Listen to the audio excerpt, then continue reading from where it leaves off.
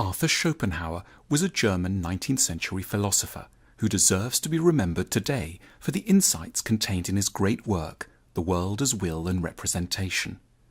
Schopenhauer was the first serious Western philosopher to get interested in Buddhism, and his thought can best be read as a Western reinterpretation and response to the enlightened pessimism found in Buddhist thought.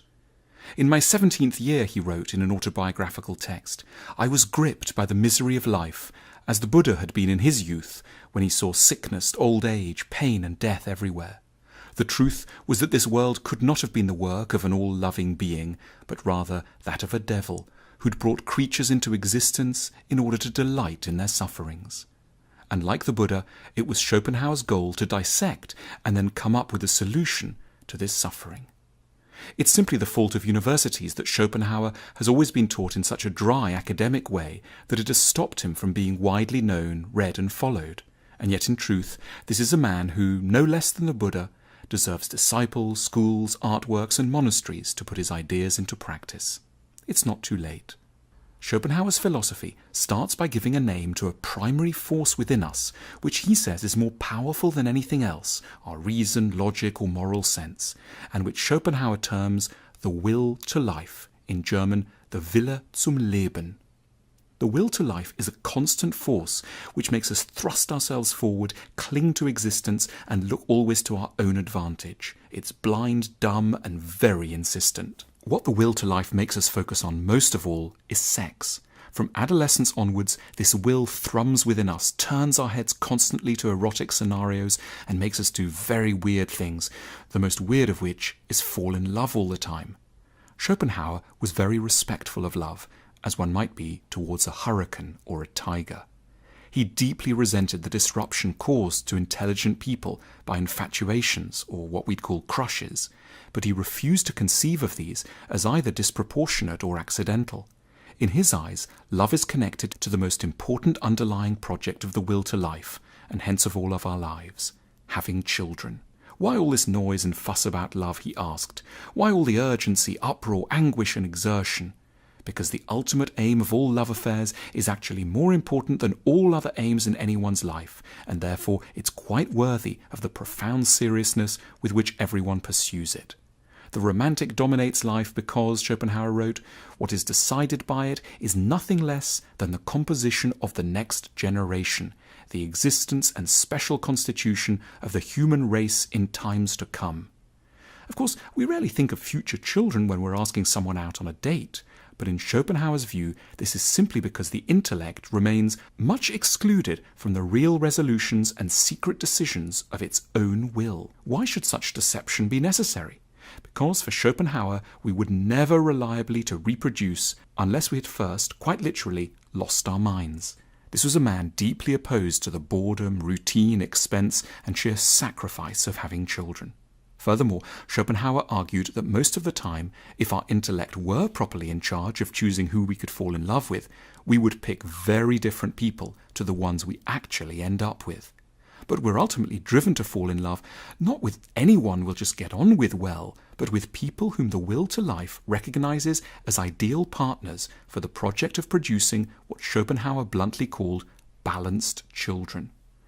All of us are a little bit unbalanced ourselves, he thought. We're a bit too masculine or too feminine, too tall or too short, too rational or too impulsive. If such imbalances were allowed to persist or were aggravated in the next generation, the human race would, within a short time, sink into oddity. The will to life must therefore push us towards people who can, on account of their compensating imbalances, cancel out our own issues. A large nose combined with a button nose promise a perfect nose. He argued that short people often fall in love with tall people and more feminine men with more assertive and masculine women. Unfortunately, this theory of balancing attraction led Schopenhauer to a very bleak conclusion, namely that a person who is highly suitable for producing a balanced child with is almost never, though we can't realize it at the time because we've been blindfolded by the will to life, very suitable for us. We should not be surprised, he wrote, by marriages between people who would never have been friends. Love casts itself on people who, apart from sex, would be hateful, contemptible, and even abhorrent to us. The will to life's ability to further its own ends rather than our happiness may, Schopenhauer implied, be sensed with particular clarity in that rather scary, lonely moment just after orgasm. He wrote, "Directly after copulation, the devil's laughter is heard." Watching the human spectacle, Schopenhauer felt deeply sorry for us. We're all just like animals, except because of our greater self-awareness, far more unhappy than animals. There are some poignant passages where Schopenhauer discusses the lives of different animals, but he dwells especially on the mole, a stunted monstrosity, his words, that dwells in damp, narrow corridors, rarely sees the light of day, and whose offspring look like gelatinous worms, but which still does everything in its power to survive and perpetuate itself. We're just like moles and just as pitiful. We are driven frantically to push ourselves forward. We want to get good jobs to impress prospective partners. We wander endlessly about finding the one and are eventually briefly seduced by someone just long enough to produce a child and then have to spend the next 40 years in misery with them to atone for our errors. Schopenhauer was always beautifully and comically gloomy about human nature.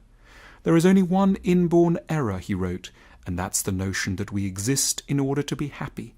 So long as we persist in this inborn error, the world will seem to us full of contradictions. For at every step, in great things and small, we are bound to experience that the world and life are certainly not arranged for the purpose of being happy. That's why the faces of almost all elderly people are deeply etched with disappointment. Schopenhauer offers two solutions to deal with the problems of existence. The first solution is intended for rather rare individuals that he called sages. Sages are able, by heroic efforts, to rise above the demands of the will to life. They see the natural drives within themselves towards selfishness, sex, and vanity, and override them. They overcome their desires, live alone, often away from big cities, never marry, and can quell their appetites for fame and status. In Buddhism, Schopenhauer points out, this person is known as a monk, but he recognizes that only a tiny number of us in any generation will ever go in for such a life. The second and more easily available and realistic therapy is to spend as long as we can with art and philosophy, whose task is to hold up a mirror to the frenzied efforts and unhappy turmoil created in all of us by the will to life. We may not be able to quell the will to life very often, but in the evenings at the theatre or on a walk with a book of poetry, we can step back from the day-to-day and look at life without illusion. The art Schopenhauer loved best is the opposite of sentimental. Greek tragedies, the aphorisms of La Rochefoucauld, and the political theory of Machiavelli. Such works speak frankly about egoism, suffering, selfishness, and the horrors of married life, and extend a tragic, dignified, melancholy sympathy to the human race.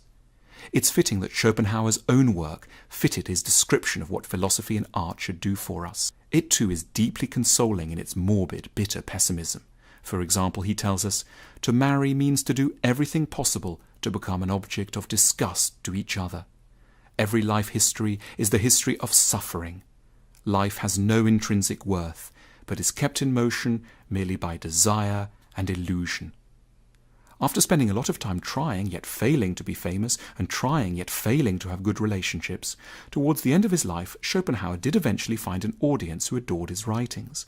He lived quietly in an apartment in Frankfurt with his dog, a white poodle whom he called Atman after the world soul of the Buddhists, but whom the neighbouring children less respectfully referred to as Mrs. Schopenhauer.